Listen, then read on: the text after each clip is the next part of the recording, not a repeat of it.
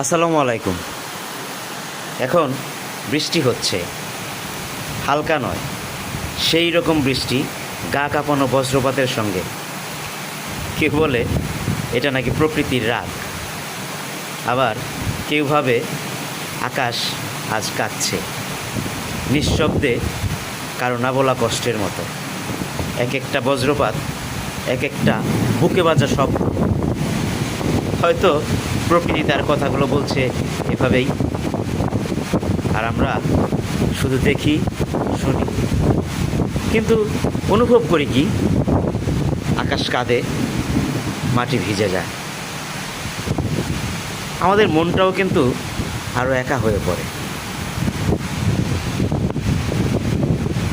বজ্রপাতের শব্দে আপনি কি কিছু শুনতে পান? এই বৃষ্টির মুহূর্তে কার কার এমন মনে হচ্ছে কমেন্টে বলে যান। ধন্যবাদ।